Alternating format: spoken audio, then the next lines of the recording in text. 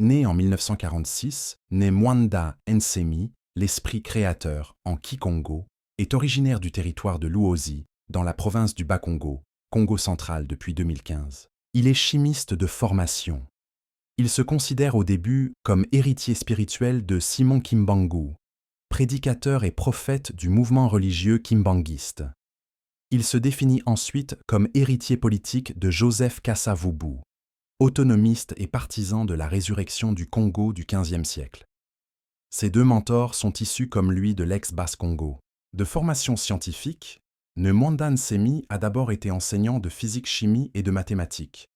Il a ensuite occupé les fonctions de chef de laboratoire de chimie à l'Office des routes. Il avait également été chef du laboratoire de bactériologie à l'Institut de médecine tropicale. Sur le plan politique, il avait été élu 2 fois député à l'Assemblée nationale de la République démocratique du Congo.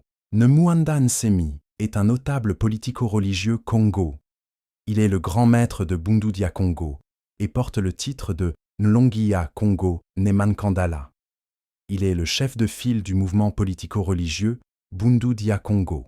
Mwanda Nsemi, parfois orthographié Mwanda, crée son mouvement politique en 1969, mais officiellement en 1986, car étant une simple organisation culturelle à ses débuts. Il rédige plusieurs ouvrages notamment en Kikongo, dont l'un Mvutukua PV, Réponse à la PV de Bavois Ntinu. Il est député national et candidat non élu au poste de vice-gouverneur REF nécessaire. Il est accusé de traduire sans autorisation expresse les textes des enseignements de la PV afin de les enseigner à ses adeptes. Ce n'est que dans les années 2000, lors des législatives de 2006, qu'il traite Joseph Kabila de Rwandais qui veut accaparer la RDC. Son mouvement s'agrandit ensuite pour faire face aux enjeux politiques, déclenchant ainsi les émeutes du Bas-Congo de février 2007. Un autre affrontement se déclenche durant plusieurs jours devant sa résidence à Kinshasa et se termine le 3 mars 2017 par son arrestation et son incarcération à la prison de Makala à Kinshasa.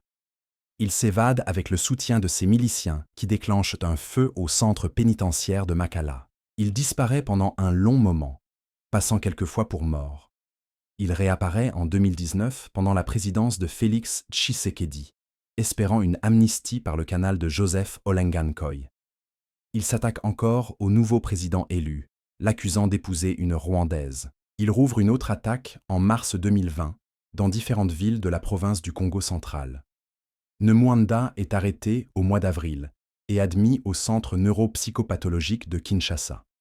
Certains députés plaident en sa faveur et il sera libéré après des longues négociations, reconnaissant Félix Tshisekedi et s'excusant auprès de la première dame.